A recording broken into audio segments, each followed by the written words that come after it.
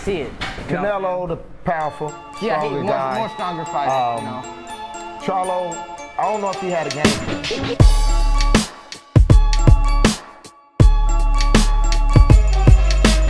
Welcome everyone back to another installment of CBA Talk. This is episode 14. I am Chris Johnson. I am Cedric Johnson, known as Coach said. Canelo Alvarez and Jermell Charlo fought for the undisputed middleweight championship of the world. And ladies and gentlemen, all I have to say is I kind of low-key saw it coming for Canelo winning the fight. That's all I have to say. You know what I'm saying? I knew Canelo was gonna win. I knew Jermell Charlo wasn't gonna beat Canelo Alvarez. Let's just look at it how it is. I always look at boxing and I always look at it as a realistic, like I always look at what the realistic outcome, if that makes sense. Okay. So I didn't see Jermell Charlo winning this fight against Canelo. I didn't really see it. Canelo, the powerful, stronger guy. More stronger fighter, you know. Charlo, I don't know if he had a game plan. Nah, as well, his game plan was on the outside. He wasn't bringing a fight to Canelo. Yeah, he wasn't going toe to toe. That definitely wasn't happening. I heard some, do you think Canelo kind of didn't pressure him as much? No, I felt like he pressured the fight. I'm talking about pressured the fight to really want to knock him out. Really want to knock? No.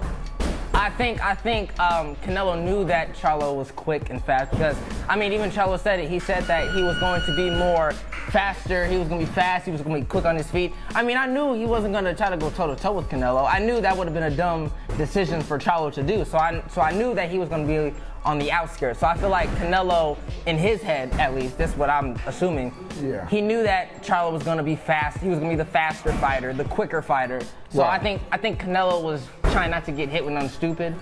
I wanted to see Charlo do a little bit more.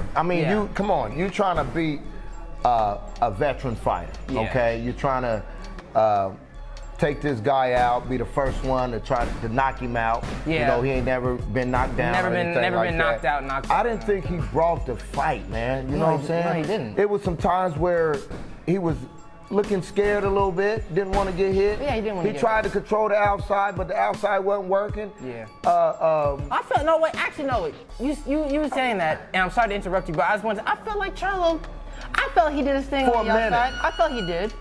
Like, you know what I'm saying? I think Canelo was doing a good job cutting the ring off, but I think Charlo, because there was points in time in the fight where Charlo moved, threw a quick combination and then moved off.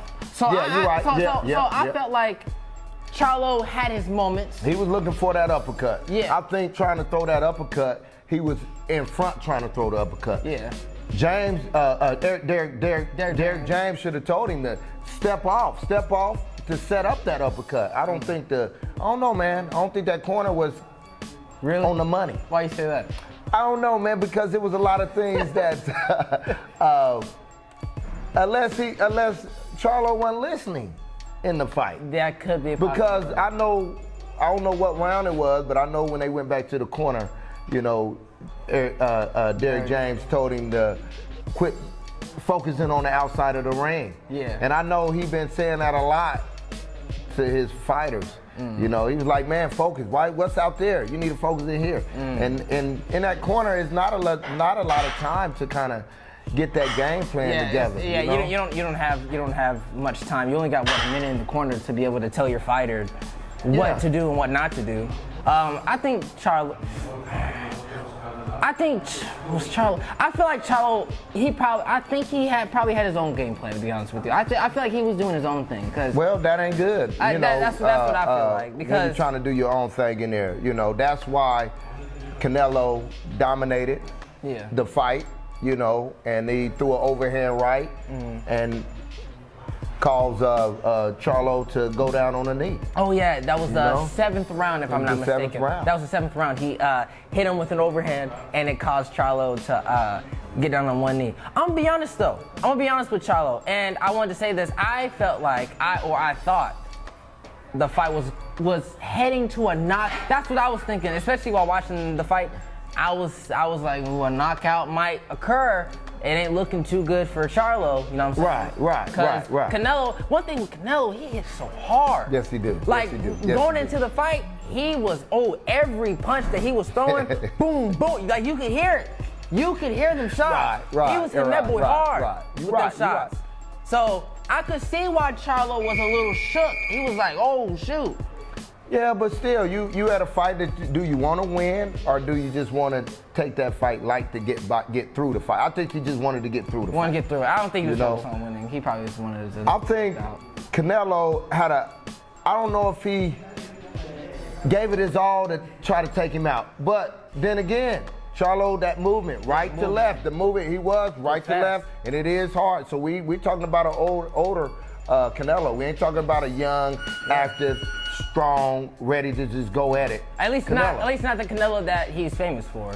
Exactly. Because they're both the same age. Yeah. Do you think he kind of got tired a little bit, or after he probably did. He probably did. He probably took it off some rounds because I know the 12th round I'll say the 12th, maybe 10th. It was around the championship rounds. He's kind of slowed down a little bit. Right. And I feel like his key moments in the fight were between definitely the beginning of the fight. Yeah. I feel like from round 1 to maybe round 9, that was his key. And then once it kind of went to the championship rounds, he kind of slowed the pace down a little bit. Because that's when I know Canelo, he actually got caught with some shots later on in the fight by Charlo. Yeah, Charlo which I was kind of impressed. I would have liked to see that jab, a little bit that double triple jab going forward to set up a straight right hand from Charlo. Yeah. Okay, and a lot of lateral movement by stepping off to set up that uppercut, like I mentioned, and then come off with a hook or something like that, something different. Yeah. You know what I'm saying? So it depends on what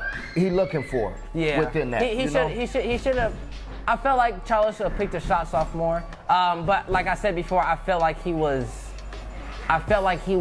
more concerned. I felt like he was more focused on trying to survive other than trying to win the fight. And so when a fighter, I feel like is focused on trying to survive other than try to win the fight, that's when they don't do as much. They don't do as much. Yeah. And then that caused the corner, hey man, what you doing? What you doing, man? And so I felt like that's what was going on in Charlo's head. I felt like that was a panic, maybe.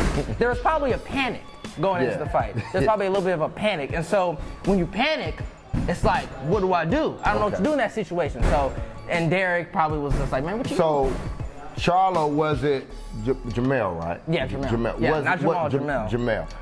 Was that a performance, do you think, now where his career at, do you think that performance is going to kind of deter him down a little bit from somebody else? Or was that one like a... I wouldn't say no. You know why? I wouldn't say that? Charlo, you gotta look at what Charlo had to go through. He had to go up in weight. Not one weight class, but 2 weight classes. He had to go up in 2 weight classes and fought Canelo at his weight. This is Canelo's regular weight. And he went the whole 12 rounds with Canelo.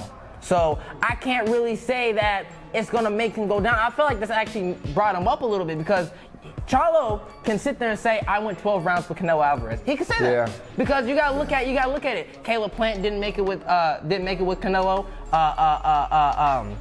Sanders didn't make it with Canelo. Who else didn't make it? There's a lot of other fighters didn't make it with Canelo. And for Charlo to say, I have 12 rounds the whole fight, I feel like that's something to brag about. You know what I'm saying? So Canelo, what? He's 60 fights. That's a lot of fights, man. That's a lot of fights. Talking about...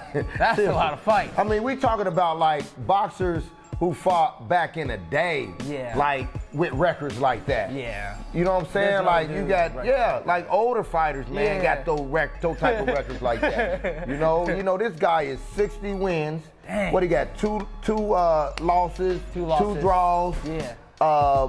39 knockouts. Dang. Oh my goodness. Charlo can say, This definitely brought his career. Canelo been busy. So where is Canelo? What's his next move? Shoot, Benavidez. Shoot, might as well make it happen, Canelo. I mean, might as well make it happen. You and David Benavidez, just make the fight happen. And I think he has some problems with that. I feel like he might have some problems with Benavidez. I'm gonna be honest with you. The reason why, because it ain't no young Canelo. Yeah. And he's starting to kind of wear down a little bit. And I like him as a fighter, but it's kind of, can he finish? Because he didn't knock nobody else's Plant. No. That was 2 years ago. Yeah, was that the last 2 years ago. Last fight was 2021. Yeah.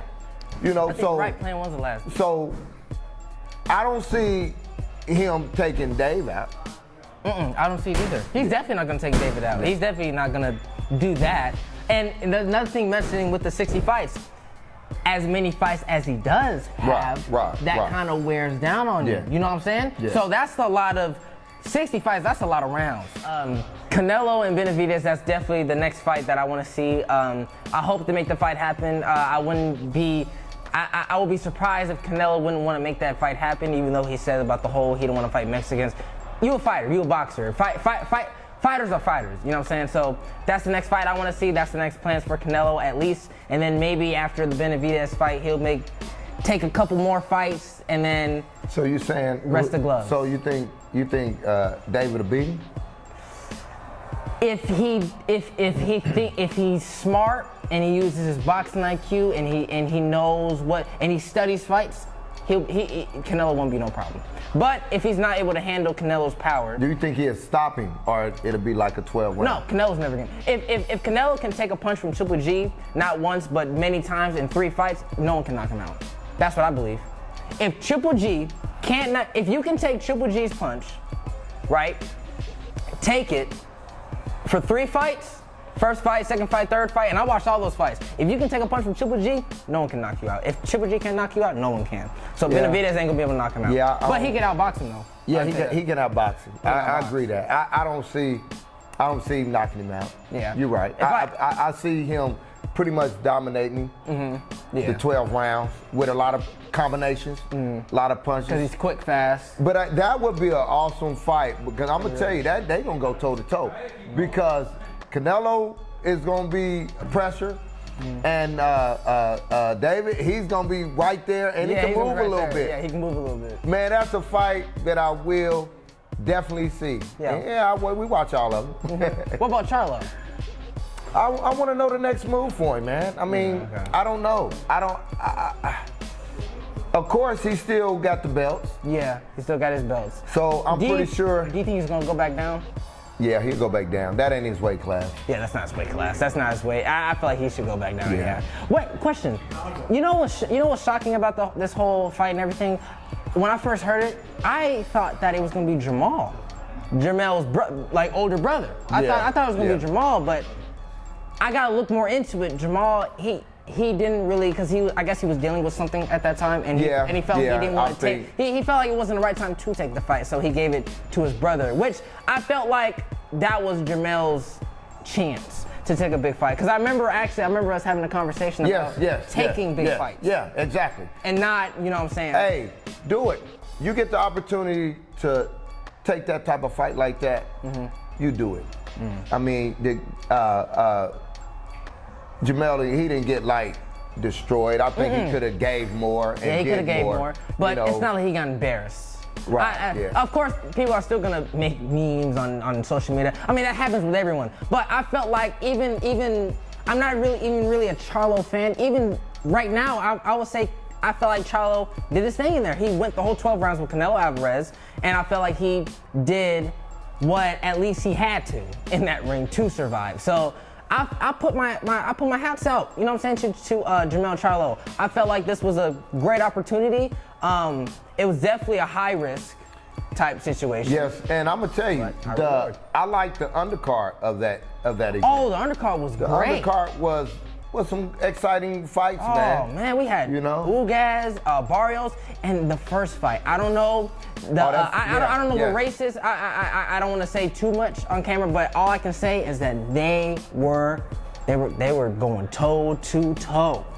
They were the two Hispanics, two Mexicans, man. They was banging. They was banging the fight, and I'm gonna tell you.